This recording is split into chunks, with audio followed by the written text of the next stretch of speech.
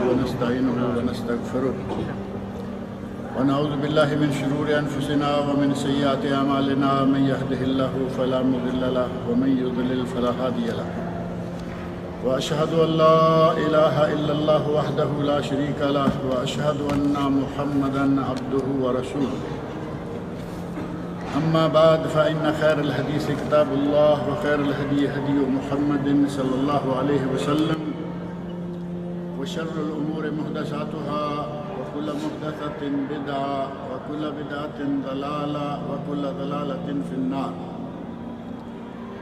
رب اشرح لي صدري ويسر لي أمري واحلل عقدة من لساني يفقهوا قولي رب أعوذ بك من همزات الشياطين وأعوذ بك رب أن يحضرون أعوذ بالله السميع العليم من الشيطان الرجيم كل نفس ذائقة الموت وإنما توفون أجوركم يوم القيامة فمن زحزح عن النار وأدخل الجنة فقد فاز وما الحياة الدنيا إلا متاع الغرور۔ سورہ آل عمران آیت نمبر 185 میں نے آپ کے سامنے پڑھی ہے۔ اللہ رب العزت کا ارشاد گرامی ہے کل نفس ذائقۃ الموت، ہر کسی نے مر جانا ہے، ہر نفس کو موت کا مزہ چکھنا ہے۔ وَإِنَّمَا تُوَفَّوْنَ أُجُورَكُمْ يَوْمَ الْقِيَامَةِ، اور تمہیں اپنے اعمال کا بدلہ قیامت کے دن پورا پورا دیا جائے گا۔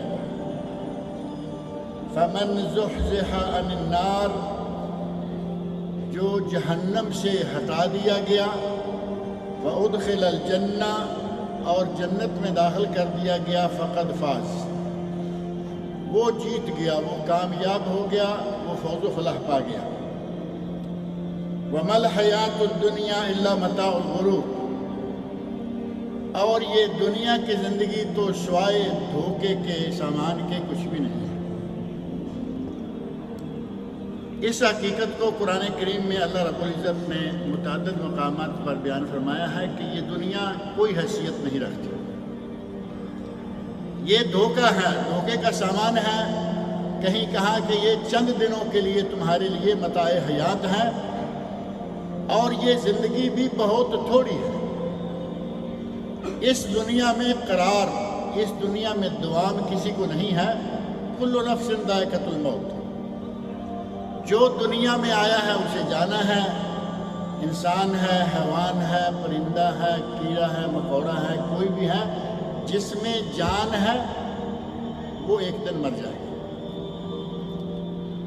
حتیٰ کہ نبی اکرم صلی اللہ علیہ وسلم ارشاد فرماتے ہیں کہ موت کو بھی اللہ رب العزت موت دے دے گا۔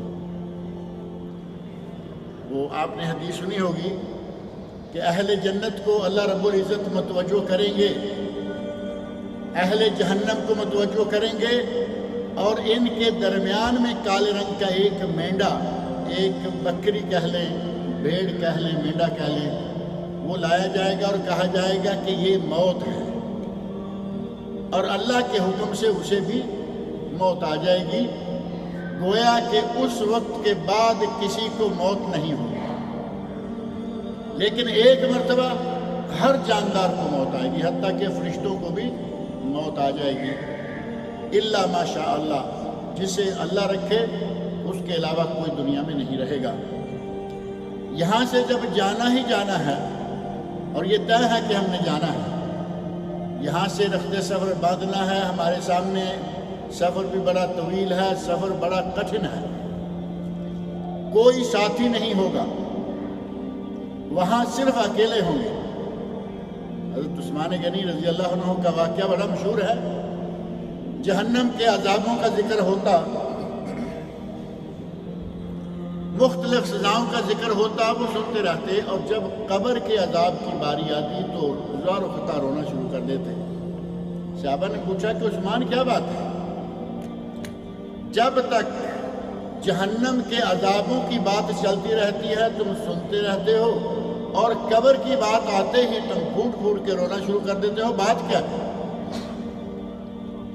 کہنے لگے کہ قبر وہ منزل ہے، قبر وہ مقام ہے کہ جہاں میرے ساتھ دوسرا کوئی نہیں، باقی ہر جگہ محشر میں دوسرے ہیں، اللہ نہ کرے کہ جہنم میں جائیں تو بے شمار دوسرے ہیں، قبر وہ جگہ ہے کہ جہاں دوسرا کوئی نہیں، نہ ماں نہ باپ نہ بیٹا نہ بیٹی نہ بیوی نہ شوہر، ساتھ میں کوئی نہیں۔ اس سفر کے لیے ہمیں تیاری کر لینی چاہیے، اور اللہ رب العزت سے ہمیں یہ امید رکھنی چاہیے کہ وہ ہمارے چھوٹے موٹے تمام نیک اعمال کو قبول کرے اور ہمیں ان کی جزائے خیر عطا فرمائے۔ اللہ رب العزت فرماتے ہیں فمن زحزح عن النار، آپ یہ 2-3 کلمے ہیں، ان پر غور کریں۔ من زحزح عن النار، جو جہنم سے ہٹا دیا گیا، وادخل الجنہ، اور جنت میں داخل کر دیا گیا، فقد فاز، وہ کامیاب ہو گیا۔ کامیابی اللہ رب العزت نے کس کو کامیابی قرار دیا؟ جہنم سے بچ جانے اور جنت میں داخل ہو جانے۔ اور یہ اگر ناممکن بات ہوتی تو جنت میں کوئی جا ہی نہ پاتا۔ اللہ رب العزت نے بڑی آزمائشیں رکھی ہوئی ہیں۔ نبی اکرم صلی اللہ علیہ وسلم ارشاد فرماتے ہیں حفت الجنت بالمکارہ، جنت ناپسندیدہ چیزوں سے گھیری ہوئی ہے، ان میں سے گزر کے جنت میں داخل ہونا ہے۔ ٹھنڈے موسم میں نرم گرم بستر چھوڑ کر ٹھنڈے پانی سے وضو کرنے کو جی چاہتا ہے؟ جی نہیں چاہتا جب تک اللہ رب العزت کا ڈر نہ ہو۔ اسی طرح کوئی بھی عبادت لے لے، یہ ہے مکارہ جو ناپسندیدہ، دل کو یہ پسند نہیں، لیکن اللہ سے ڈرتے ہوئے ان کو سر انجام دینا، پھر جنت میں داخلہ۔ وحفت النار بالشہوات، اور جہنم کو اللہ رب العزت نے پسندیدہ دل کی من چاہی اشیاء کے ساتھ گھیر رکھا ہے، ادھر کو جانے کا ہر کسی کو جی چاہتا ہے۔ اب ان حالات میں اگر کوئی اپنے آپ پر کنٹرول کر لے اور جہنم سے بچ جائے، جنت میں داخل ہو جائے، تو واقعی فقد فاز، وہ کامیاب ہو گیا، وہ جیت گیا۔ اور اللہ رب العزت اتنا رحیم ہے، اتنا کریم ہے کہ اس کا کسی کو بھی جہنم میں پھینکنے کو جی نہیں چاہتا۔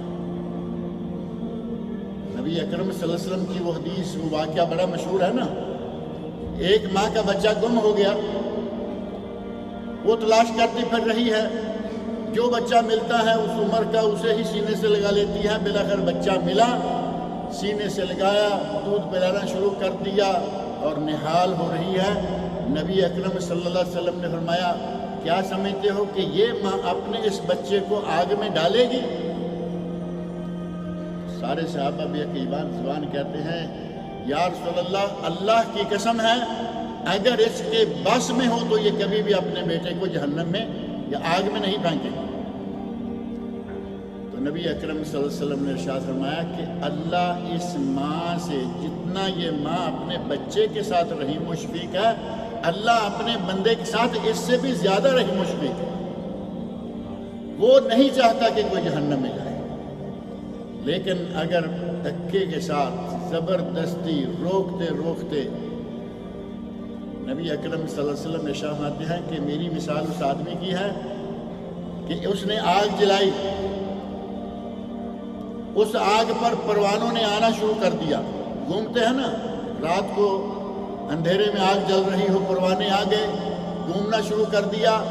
وہ کوشش کر رہا ہے کہ ان کو میں ہٹاؤں کہ آگ میں نہ گرے، اور وہ کتنوں کو روکے گا، گرتے جا رہے ہیں۔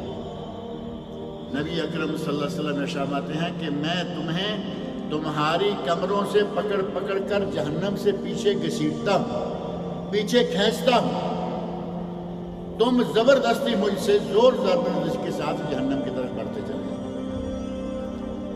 نہ اللہ چاہتا ہے کہ بندے جہنم میں جائیں، نہ نبی اکرم صلی اللہ علیہ وسلم چاہتے ہیں کہ اللہ کے بندے جہنم میں جائیں۔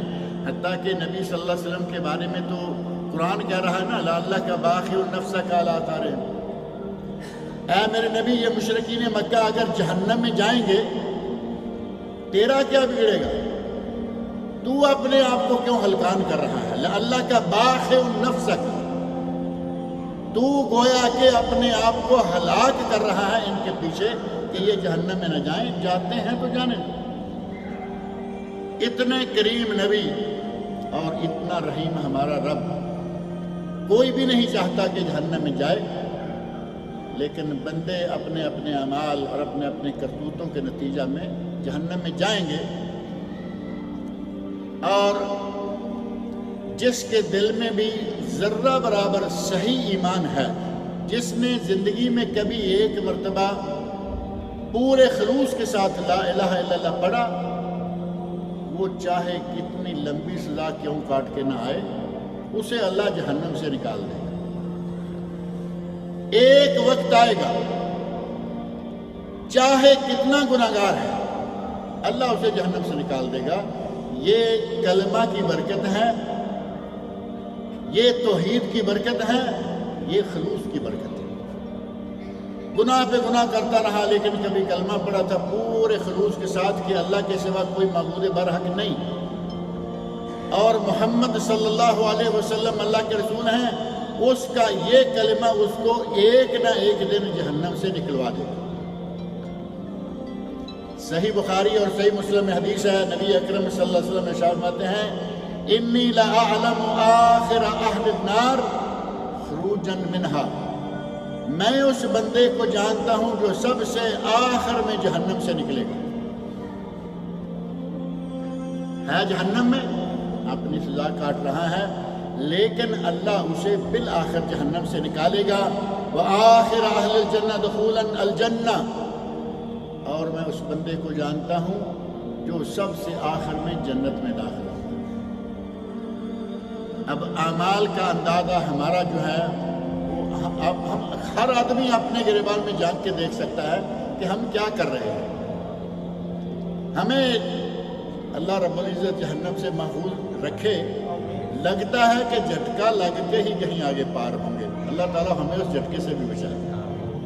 کرتوت ہی ایسے ہیں کہ جھٹکے کا خطرہ ہی رہتا ہے۔ دن رات گناہ، دن رات اللہ رب العزت کی نافرمانیاں، اللہ کی نعمتوں کا کفر، اللہ کی نعمتوں کی ناشکری۔ لیکن اللہ بہت ہی رحیم ہے، وہ اپنے بندوں کو ایک نہ ایک دن جہنم سے بھی نکالے گا۔ نبی صلی اللہ علیہ وسلم فرماتے ہیں کہ میں اس آدمی کو جانتا ہوں جسے سب سے آخر میں جہنم سے نکالا جائے گا، اور اس آدمی کو جانتا ہوں جسے سب سے آخر میں جنت میں ڈالا جائے گا۔ بعض اہل علم نے کہا کہ یہ دو لوگ ہیں، جہنم سے سب سے آخر میں نکلنے والا الگ ہے، اور جنت میں سب سے آخر میں داخل کیا جانے والا الگ ہے، جبکہ شارحین حدیث کہتے ہیں کہ ایک ہی ہے۔ جو سب سے آخر میں جہنم سے نکلے گا تو اسے کہیں ایسے جنگل میں تو اللہ نہیں چھوڑ دے گا نا، اسے جنت میں داخل کرے گا، تو یہ سب سے آخری جنتی ہوگا۔ اور ساتھ ہی انی لأعلم آخر اہل النار، ایک آدمی جو سب سے آخر میں جہنم سے نکالا جائے گا، یہ ایک آدمی نہیں ہوگا بلکہ یہ ایک جنس ہے، ایک ٹولہ ہے، ایک جماعت ہے۔ جیسے نبی صلی اللہ علیہ وسلم فرماتے ہیں، سبعۃ یظلھم اللہ فی ظلہ یوم لا ظل الا ظلہ، 7 لوگوں کو اللہ قیامت کے دن محشر کے میدان میں اپنے سائے میں جگہ دے گا، جس دن اس کے سائے کے علاوہ کوئی سایہ نہیں ہوگا۔ تو یہ کوئی گنتی کے 7 لوگ نہیں، یہ 7 قسم کے لوگ ہیں، یعنی 7 جماعتیں ہیں، 7 گروہ۔ انہی میں سے شاب نشأ فی عبادت اللہ، وہ نوجوان جو اللہ کی عبادت کرتے کرتے پلا بڑا اور اس کی نشو و نما ہوئی، یعنی نیکی کرتے کرتے جوان ہوا۔ اب یہ کوئی دنیا میں ایک تو نہیں ہے، الحمدللہ دنیا بھری ہوئی ہے، نوجوان ہیں، عبادت کرتے ہیں، ریاضت کرتے ہیں، اللہ کو یاد کرتے ہیں۔ جس طرح وہاں کہا گیا کہ 7 قسم کے لوگ، اسی طرح یہ مراد ہے کہ وہ لوگ جو سب سے آخر میں جہنم سے نکالے جائیں گے، سب سے آخر میں جنت میں ڈالے جائیں گے، ان لوگوں کو میں جانتا ہوں۔ نبی اکرم صلی اللہ علیہ وسلم فرماتے ہیں، فیقول اللہ تبارک و تعالی لہ اذهب فادخل الجنہ، جہنم سے نکال کے اللہ اسے کہے گا کہ جاؤ جنت میں داخل ہو۔ اب جنت میں داخل ہونے کے لیے وہ جنت میں آتا ہے، جنت کے قریب آتا ہے تو سمجھتا ہے کہ جنت تو ساری بھری ہوئی ہے۔ آدمی بس میں داخل ہو تو اندر ایک مرتبہ یوں ہی لگتا ہے نا کہ یہ تو ساری بھری ہوئی ہے، حالانکہ کئی سیٹیں جگہ جگہ خالی ہوتی ہیں، اور وہ جنت ہے سامنے آ کے کہتا ہے کہ یہ تو لگتا ہے فَيُخَيَّلُ إِلَيْهِ أَنَّهَا مَلَأَ، یہ تو بھر چکی ہے۔ واپس پلٹ جاتا ہے، کہتا ہے یا اللہ مجھے تو نے جنت کے لیے بھیجا اور میں نے پایا کہ جنت تو بھری ہوئی ہے۔ اللہ رب العزت کہتے ہیں اذهب فادخل الجنہ، جاؤ جنت میں داخل ہو جاؤ۔ پھر وہ آ کے وہی بات کرتا ہے، 2-3 مرتبہ ایک ہی بات کرتا ہے، پھر اللہ رب العزت فرماتے ہیں فَإِنَّ لَكَ مِثْلَ الدُّنْيَا وَعَشْرَةُ أَمْثَالِهَا، اللہ کے بندے تو کہہ رہا ہے جنت بھری ہوئی ہے، جتنی جگہ کی تمہیں دنیا میں تمنا تھی کہ اتنی جگہ مجھے مل جائے، اتنی اور اس سے 10 گنا زیادہ تیرے لیے جنت موجود ہے۔ یہ سب سے آخری جنتی ہے۔ اور بعض روایات میں آتا ہے کہ اس دنیا میں کسی بادشاہ کی جو بادشاہی ہے اس سے 5 گنا زیادہ اسے جنت عطا کی جائے گی۔ اب کسی بادشاہ کی بادشاہی یہاں دنیا میں آج کے دور میں دیکھ لیں، سب سے چھوٹی بادشاہی کہاں ہے؟ ایک جزر القمر آپ نے سنا ہوگا، چھوٹا سا ملک ہے جہاں کا سلطان ہے، مسلمان ہے، دنیا کے مالدار ترین لوگوں میں سے وہ سلطان ہے، دنیا کا سب سے چھوٹا سا ملک ہے، ایسے ہی ہے جیسے کوئی گاؤں ہوتا ہے، لیکن ملک ہے چند 100 مربع میل یا میٹر اس کا ملک ہے۔ آپ یہی لے لیجئے 500,000 مربع میٹر کا ملک ہے جو سب سے چھوٹا ہے دنیا کا ملک ہے، اس کو 5 گنا کیجئے۔ نبی اکرم صلی اللہ علیہ وسلم ارشاد فرماتے ہیں کہ ایک کوڑا جہاں پھینکا جائے اور وہ جتنی جگہ گھیرتا ہے، اگر پوری دنیا بیچ دی جائے اور کہا جائے کہ جنت کے اس کوڑے کی جگہ ہمیں مل جائے تو وہ نہیں مل سکتی۔ اور اسے کتنی جگہ دی جا رہی ہے؟ دنیا کی چھوٹی بادشاہی کے ملک سے بھی 5 گنا زیادہ، اور کہیں 50 گنا ہے، کہیں 10 گنا ہے۔ اللہ رب العزت اتنا مہربان ہے کہ کہتا ہے جاؤ تمہارے لیے ان لک عشرۃ امثالها، اس دنیا سے عشرۃ امثال دنیا، اس دنیا سے 10 گنا زیادہ جنت تیرے لیے۔ بندہ کہتا ہے اتسخر بی او اتضحک بی، یا اللہ تو میرا مذاق اڑا رہا ہے۔ وہ تو سمجھتا ہے کہ میں جہنم سے نکالا گیا، میری تو جان چھوٹی وہاں سے اور یہاں اتنی بڑی جنت۔ کہتا ہے کہ یا اللہ تو میرا مذاق اڑا رہا ہے۔ اللہ رب العزت کہتے ہیں کہ نہیں، ہم تیرا مذاق نہیں اڑا رہے، بلکہ اس کے ان الفاظ کو بیان کرتے ہوئے نبی اکرم صلی اللہ علیہ وسلم ہنس پڑے، اور اتنے ہنسے کہ آپ کی داڑھیں نظر آنے لگی۔ اتنا آپ بہت ہی کم و بیش ہنسا کر دیتے، بہت کم، تبسم فرماتے، مسکراتے اور بس کبھی کبھی ہنستے، لیکن کبھی کبھی اتنا کھل کے ہنستے کہ داڑھیں نظر آ جاتی۔ جب اس بندے کی یہ بات نبی اکرم صلی اللہ علیہ وسلم نے بیان کی کہ یا اللہ تو میرا مذاق اڑا رہا، تو نبی اکرم صلی اللہ علیہ وسلم خوب ہنسے۔ یہ صحیح بخاری اور صحیح مسلم میں حدیث ہے۔ جبکہ صحیح مسلم میں ایک حدیث حضرت عبداللہ بن مسعود رضی اللہ عنہ سے ہی مروی ہے، اس میں ہے کہ جنت میں جہنم میں سے سب سے آخر میں جس آدمی کو نکالا جائے گا، جب باہر نکالا جائے گا تو باہر رہ کے وہ کہے گا کہ میں تو دنیا کا بہت ہی صاحب نعمت انسان ہوں کہ میں جہنم سے بچ گیا، میں جہنم سے نکل گیا۔ اور یہ کون ہے؟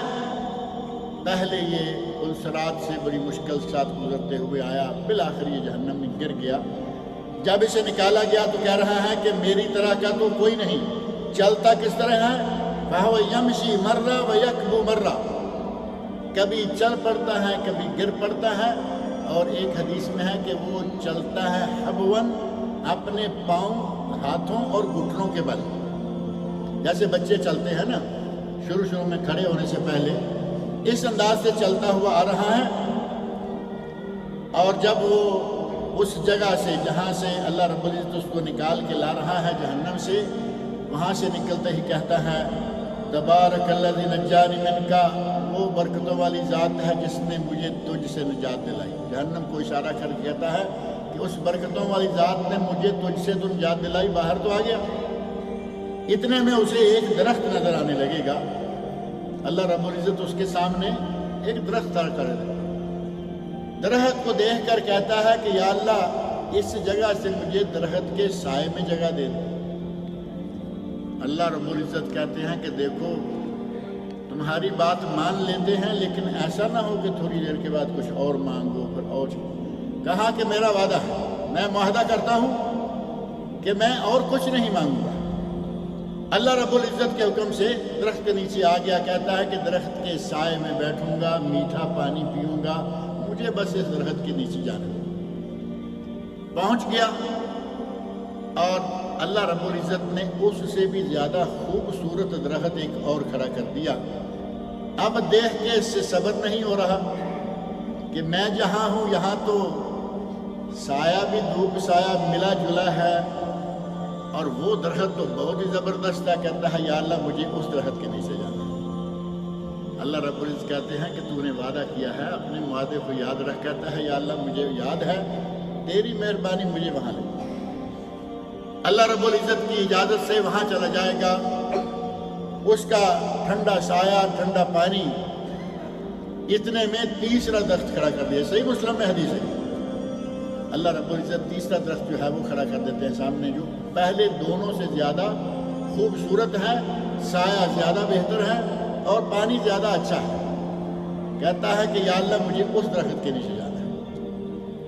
اللہ رب العزت بار بار یاد دلا رہے ہیں کہ اپنا معاہدہ یاد کرو، بنی آدم کیا کر رہے ہو، تو مجھ سے سوال کرنا کب چھوڑے گا؟ اللہ رب العزت کے الفاظ نبی صلی اللہ علیہ وسلم نقل کیے کہ تو کب یہ سوال چھوڑنا بند کرے گا، سوال کرنا بند کرے گا؟ کہتا ہے کہ نہیں، بس یہ اس درخت کے نیچے جانے۔ اس درخت کے نیچے بھیج دیا گیا۔ وہ درخت جنت کے قریب ہے، وہ درخت جنت کے قریب ہے۔ اس درخت کے نیچے گیا، پانی پیا، بیٹھا تھوڑی دیر کے لیے۔ اندر جنت سے لوگوں کے ہنسنے کھیلنے کی آوازیں آنے لگی۔ اب اس کی جان پہ بن جائے گی کہ یہ کیا ہوا، میں درخت کے نیچے، باہر لوگ اندر مزے کر رہے ہیں، ہنس رہے ہیں۔ ظاہر ہے کہ جنتی اپنے مزے میں نعمتوں میں ہے۔ تو کہتا ہے کہ یا اللہ تیری بڑی مہربانی، مجھے اس جنت کے دروازے کی اندر کی سائڈ کر دے۔ جنت لمبی چوڑی نہیں مانگ رہا، کہتا ہے کہ مجھے اندر کی سائڈ، جنت کے دروازے کی اندر کی سائڈ میں مجھے کر دے۔ اللہ رب العزت کہتے ہیں یا ابن آدم الم تعاہدنی اللہ تسألنی غیرہا، تو نے کہا نہیں تھا کہ میں اور کوئی مطالبہ نہیں کروں گا؟ تو کہتا ہے بلا یا رب ہذہ لا اسألک غیرہا، یا اللہ صحیح بات ہے کہ میں نے وعدہ کیا تھا، لیکن اس مرتبہ مان لے، اس کے بعد میں کوئی مطالبہ نہیں کروں گا۔ اللہ رب العزت سے ہر مرتبہ معذور سمجھ رہے ہیں، کیونکہ جو وہ دیکھتا ہے اس پر صبر ممکن ہی نہیں۔ اور اللہ رب العزت جانتا ہے بنی آدم کی فطرت کیا ہے، طبیعت کیا ہے، طمع کی کیا حالت ہے۔ اللہ رب العزت اس کی بات کو مانتا جا رہا ہے، اسی وجہ سے کہ پہلے سے اگلا، اگلے سے اگلا درخت، ایک سے بڑھ کر ایک خوب، اور پھر جنت کی بہاریں جن کا کوئی مقابلہ ہی نہیں، وہاں صبر کون کرے گا؟ اور پھر نبی صلی اللہ علیہ وسلم نے ارشاد فرمایا نا کہ اگر کوئی آدمی نظر مانتا ہے، وعدہ نظر وعدہ ہی ہے نا، اللہ سے وعدہ ہے کہ میرا یہ کام ہو گیا تو میں یہ کروں گا۔ نبی اکرم صلی اللہ علیہ وسلم ارشاد فرماتے ہیں کہ اگر کوئی ایسی نظر مان لے، ایسی ٹھان لے کہ میں یہ کروں گا، لیکن اس کی بجائے کوئی اس سے بھی افضل کام نظر آ جائے، نظر کا کفارہ دے دے اور وہ کام کر لے، اس آدمی کا معاملہ وہی ہے۔ پہلا جو وعدہ کرتا ہے وہ توڑتا ہے اگلا، کیونکہ اس سے بہت ہی بڑا اعلیٰ مقام مل رہا ہے۔ اللہ رب العزت فرماتے ہیں کہ میں اس کو معذور سمجھتا ہوں۔ یہ معذور سے میں ڈسیبل نہیں، معذور یعنی اس کے پاس عذر ہے، اس کے پاس عذر ہے کہ ان نعمتوں کو دیکھ کر کوئی صبر نہیں کر سکتا۔ یا اللہ مجھے جنت کے اندر کی طرف کر دے۔ اللہ رب العزت کہتے ہیں کہ تم نے یہ وعدہ کیا؟ نہیں یا اللہ، بس یہ آخری مرتبہ ہے، تو اس پر کہتے ہیں فضاحک ابن مسعود، حضرت عبداللہ بن مسعود اتنا کہنے کے بعد ہنس پڑے، کہتے ہیں الا تسألونی مما اضحک، لوگوں تم مجھ سے پوچھتے نہیں کہ میں کیوں ہنس رہا ہوں؟ انہوں نے کہا بتائیے کیوں ہنس رہے ہو؟ قال من ضحک رب العالمین، میں نے یہ نبی صلی اللہ علیہ وسلم سے، آپ نے یہ بات بیان کی، آپ ہنسے، نبی صلی اللہ علیہ وسلم سے پوچھا گیا کہ یا رسول اللہ آپ کیوں ہنس رہے ہیں؟ تو کہا کہ میں اللہ رب العالمین کے ہنسنے پر ہنس رہا ہوں، اس کی یہ طمع دیکھ کر اللہ رب العزت ہنستی ہے کہ میرا بندہ میری جان چھوڑنے کو تیار نہیں ہے۔ اب اللہ رب العزت کا ہنسنا صحیح مسلم میں ثابت ہے۔ بعض لوگوں کو بیماری ہے کہ وہ حدیث میں بھی کیڑے نکالنے سے باز نہیں آتے، کہیں گے یہ ہنسنا سے مراد ثواب دینا ہے۔ اللہ رب العزت اور نبی اکرم صلی اللہ علیہ وسلم بیان کرنے والے ہیں کہ اللہ رب العزت ہنس دیے۔ یہ ایک اور موقع بھی نہیں ایسا حدیث میں موجود ہے، جو آدمی اونٹ پہ سوار تھا، جنگل میں جا رہا تھا اور اونٹ گم ہو گیا، تو اس نے کہا کہ اب موت آئی۔ آدمی خوشی میں آ کر کچھ باتیں ایسی کر دیتا ہے۔ آدمی نے بار بار جو کہا کہ یا اللہ تو میرے ساتھ مذاق تو نہیں کر رہا، یہ بھی فرط مسرت میں آ کر وہ کہہ رہا ہے، یعنی دل سے کچھ قصد نہیں، خوش اتنا ہے کہ اللہ کو بھی کہہ دیا کہ تو شاید مذاق کر رہا ہے، اور اللہ ناراض نہیں ہو رہا، کیونکہ اللہ کو معلوم ہے کہ بندہ خوشی میں آ کے ایسی حرکتیں کر جاتا ہے۔ آدمی کا سامان خرد و نوش زیادہ راہ لے کر اونٹ بھاگ گیا، پریشان ہو گیا، موت آنکھوں میں پھرنے لگی، اور تھوڑی دیر کے بعد سو کے اٹھا، دیکھا کہ اونٹ دوبارہ پاس کھڑا ہے۔ واقعہ معروف ہے یا نہیں؟ تو وہ آدمی کہتا ہے اللہم انا ربک وانت عبدی، اے اللہ میں تیرا رب ہوں اور تو میرا بندہ ہے۔ سارا پانسا پلٹا کے رکھ دیا، لیکن خوشی میں آ کر اللہ رب العزت نے اس پر کوئی پکڑ نہیں کی۔ وہی معاملہ یہاں ہے کہ وہ بار بار بات کر رہا ہے، یا اللہ مذاق، یا اللہ مذاق، تو اللہ رب العزت کہتے ہیں کہ میں مذاق نہیں کر رہا۔ بالآخر اللہ رب العزت نے یہ بھی فرمایا کہ میں جو چاہوں اس پر قادر ہوں، 5 گنا 10 گنا 50 گنا تمہیں جنت دینے پر میں قادر ہوں، میرے لیے یہ کوئی مشکل نہیں ہے۔ اور جو لوگ کہتے ہیں کہ اللہ کا ہنسنا اسے مراد ثواب دینا، یہ دینا ہے، نہیں۔ اللہ رب العزت کی جو صفات ہیں، اسماء و صفات، توحید کی 3 قسموں میں سے ایک قسم ہے توحید الاسماء والصفات، جو اللہ کے نام ہیں، جو اللہ کی صفتیں ہیں، ان کو اسی طرح مانا جائے جس طرح قرآن کریم میں آئی، جس طرح حدیث شریف میں صحیح سند کے ساتھ ثابت ہے۔ اللہ رب العزت کا ہاتھ ثابت ہے، ید اللہ ہے علی الجماع۔ یہودی کہتے ہیں ید اللہ ہے مغلولہ، اللہ کا ہاتھ بند ہے، وہ خرچ نہیں کر سکتا۔ لفظ ہاتھ موجود ہے، لیکن ہم کہیں کہ اللہ کا ہاتھ ہمارے جیسا ہے، ایسا نہیں۔ کیسا ہے؟ جیسا اس کی شان کو لائق ہے۔ اللہ کا قدم ثابت ہے صحیح بخاری مسلم کی حدیث میں، جہنم پر نہیں ہو رہا ہوگا، جب بھی اسے پوچھا جائے گا تو کہے گا حل من مزید، حل من مزید، اور چاہیے اور چاہیے۔ بالآخر اللہ رب العزت اپنا قدم مبارک جہنم میں رکھے گا تو کہے گا کہ بس اب مجھے اور کچھ نہیں چاہیے۔ اسی طرح اللہ رب العزت کا ہنسنا آپ کے سامنے حدیث موجود ہے، ہنسنا ثابت ہے۔ اب اس سے آدمی کہے کہ نہیں یہ وہ ہاتھ سے مراد وہ ہے، پاؤں سے مراد وہ ہے، ہنسنے سے مراد، کیوں ادھر ادھر جانے کی کیا ضرورت ہے؟ اللہ رب العزت ہنستا ہے جس طرح اس کی ذات کو لائق ہے۔ وہ ہمارے جیسا تو ہے ہی نہیں نا، لیسا کمثلہ شیء، اس جیسی دنیا میں کوئی چیز نہیں، کسی کی مثال کیسے دے سکیں گے؟ جیسا اس کی شان کو لائق ہے اسی طرح وہ ہنستا ہے۔ اس آدمی کو جنت میں داخل کر دیا جائے گا۔ حضرت ابو سعید خدری رضی اللہ عنہ کی ایک حدیث ہے صحیح مسلم میں، اس حدیث میں ہے کہ اسے جب جنت میں داخل کیا جائے گا تو اس کے پاس 2 بیویاں حور العین آ جائیں گی، 2 حوریں۔ آپ یہ تو سنتے رہتے ہوں گے نا کہ جنتیوں کو 72 حوریں ملیں گی۔ اب 2 کا ذکر تو یہاں آ گیا کیونکہ یہ سب سے آخری 2 حوریں تو اسے بھی مل گئی، اور جو جاتے ہی جائیں گے وہ بہتر والی بات بھی ہو سکتی ہے۔ 2 حوریں دی جائیں گی اور وہ اس کے پاس آئیں گی، فتقولان، اور کہیں گی الحمدللہ الذی احیاک لنا واحیانا لک، تعریف ہے اس رب کی جس نے ہمیں تمہارے لیے زندہ رکھا اور تمہیں ہمارے لیے زندہ کر دیا۔ یہ حوریں ہیں جو کہ بندے کا جنت میں استقبال کریں گی۔ اس حدیث میں نبی اکرم صلی اللہ علیہ وسلم کے اعلام نبوت، یعنی نبی صلی اللہ علیہ وسلم کے نبی ہونے کی دلیل موجود ہے کہ وہ بات بتائی جو غیر نبی نہیں بتا سکتا۔ اور اس کو کہیں اگر یہ علم غیب ہے، ہمارے یہاں فوراً دوسرا راستہ پکڑ لیتے ہیں کہ نبیوں کو علم غیب ہوتا ہے، اللہ رب العزت نے بتایا تو بتا دیا۔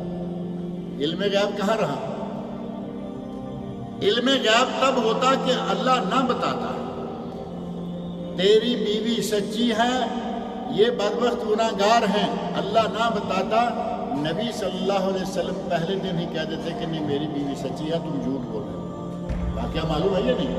سورہ نور کے شروع میں پڑھ کے دیکھیں، بیوی پر تہمت لگ گئی، مہینہ بھر پوری امت پریشان ہے، اور یہ عالم الغیب ماننے سے پیچھے نہیں ہٹ رہے۔ عالم الغیب صرف اللہ کی ذات ہے، لیکن اللہ رب العزت اپنے نبیوں کو اس طرح کی باتیں بتاتا ہے اور وہ آگے بتا دیتے ہیں۔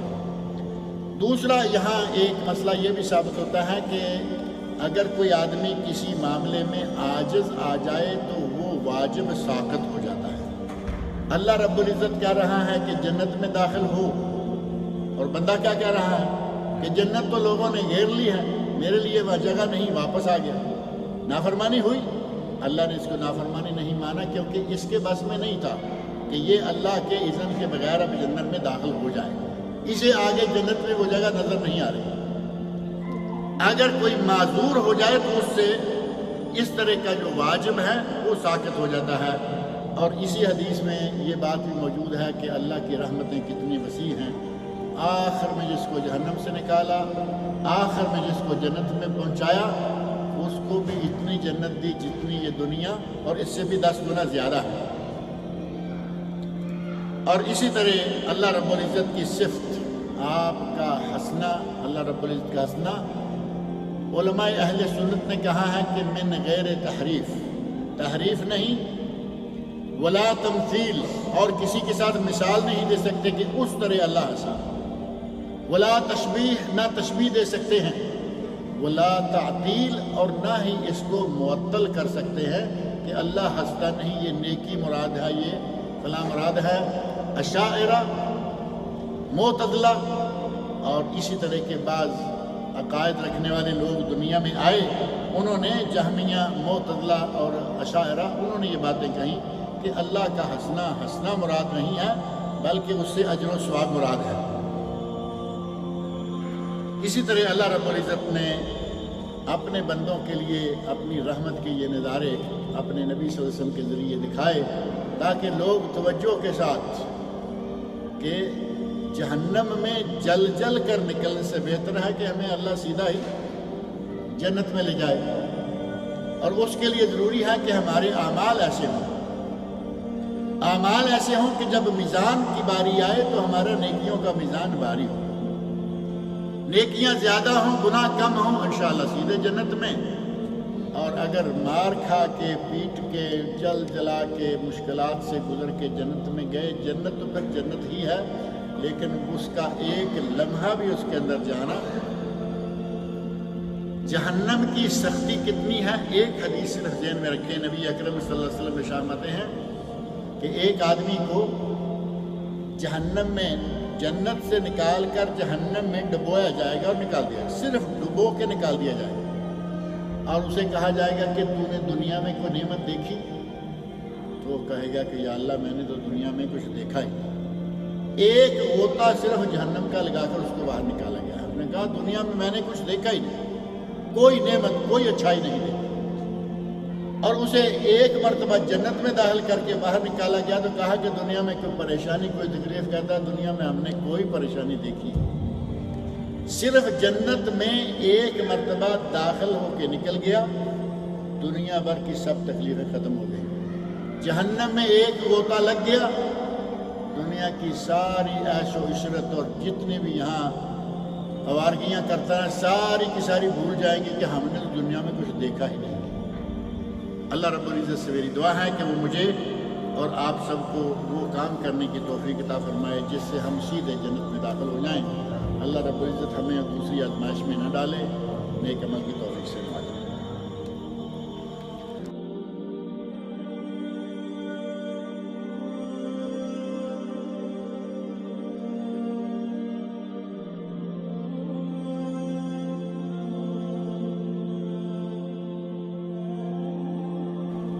سوال ہے کہ جن سے مخالف کا سب کے سامنے یا خلوت میں ایک دوسرے کو سلام کرنا اور ہاتھ ملانا اور حال احوال پوچھنا، جیسا کہ مرد حضرات آپس میں جب ملتے ہیں تو حال احوال پوچھنا، کیا یہ عمل درست ہے یا غلط ہے؟ جن سے مخالف کہہ کے اپنے آپ کو گھر والوں سے بٹوانے کا ارادہ ہے۔ ساری دنیا جن سے نازک کہتی ہے، صنف نازک کہتی ہے، جن سے مخالف لکھا ہوا، یعنی عورتیں جس طرح مرد ایک دوسرے سے حال احوال پوچھتے ہیں خلوت میں جلوت میں، عورتیں ایک دوسرے سے حال احوال پوچھ سکتی ہیں، کوئی مسئلہ نہیں۔ لیکن اگر غیبت کرنے کا ارادہ ہے کہ سناؤ بھائی تمہارے شوہر کا کیا حال ہے، اور وہ کھل کھلا کے ساری دنیا کے عیب ڈال دے، وہ اپنے میں نکالتی چلی جائے، وہ اپنے میں نکالتی چلی جائے، ایسا حال احوال پوچھنا جائز نہیں۔ لیکن خیر و فیت دریافت کرنا شوہر کی، شوہر کے گھر والوں کی، اپنے مائکے کے گھر والوں کی، اس میں کوئی ایسی قباحت نہیں ہے۔ یہ جیسے مردوں میں ہے ویسے ہی عورتوں میں بھی ہے۔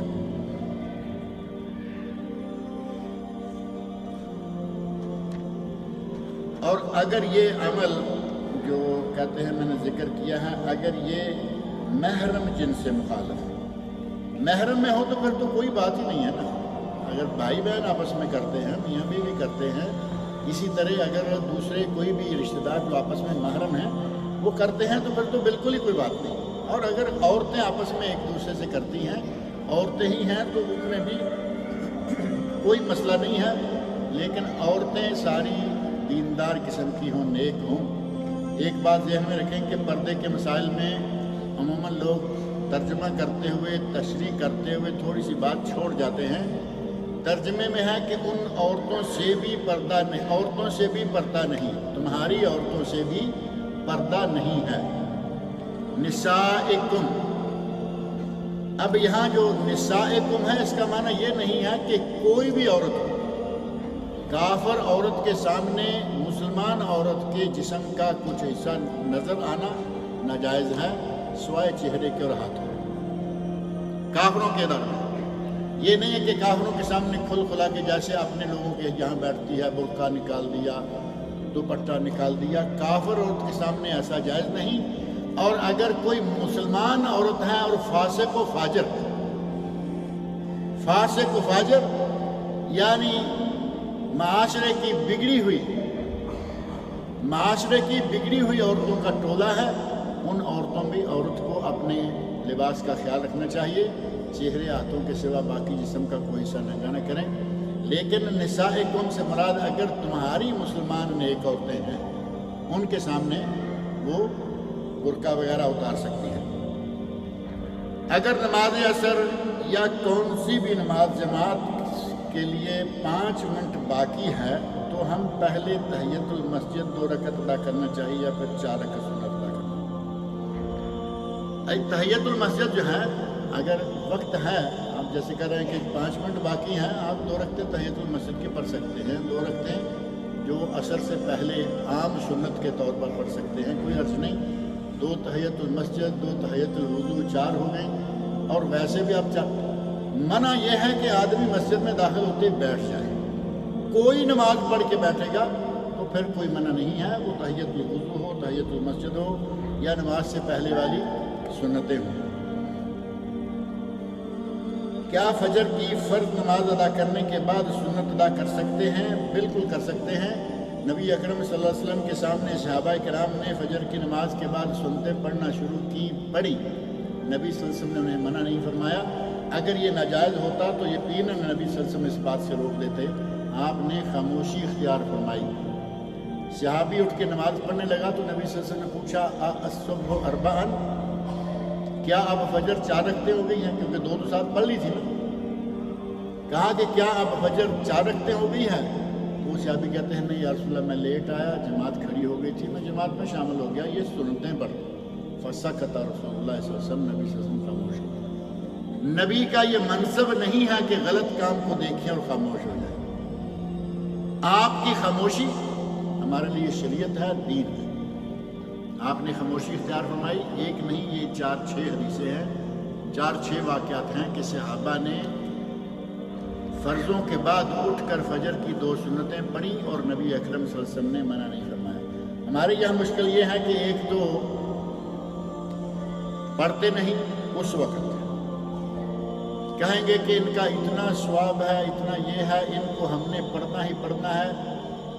جب جماعت کھڑی ہوتی ہے تو اس وقت مسجد کے کسی ستون کے پیچھے ہو کے، یعنی جماعت کھڑی ہوئی، یہ 2 صفیں ہیں، یہاں امام ہے، تب اس ستون کے پیچھے کھڑے ہو جائیں گے تو امام تو مجھے نظر نہیں آ رہا، اور امام تو دیکھ بھی نہیں رہا نا، وہ تو آگے دیکھ رہا ہے۔ میں سمجھتا ہوں کہ میری سنتوں کا وقت صحیح ہے۔ اللہ کے بندے، مسجد وہی، امام وہی تلاوت کر رہا ہے، تم سن رہے ہو، ادھر سورہ فاتحہ امام کے پیچھے پڑھنے کا کہو تو کہیں گے جی لا، امام کے پیچھے سورہ فاتحہ نہیں پڑھ سکتے، وہاں 2 مرتبہ سورہ فاتحہ پڑھ کے آئے یا نہیں؟ مسجد بھی یہی ہے، امام بھی یہی ہے، 2 مرتبہ سورہ فاتحہ پڑھی ہے، اتحیات پڑھا ہے، 4 سجدے کیے، 2 رکوع کیے، 2 قومیں کیے، اتنا کچھ کر لیا اور یہاں سورہ فاتحہ پڑھنے کو تیار۔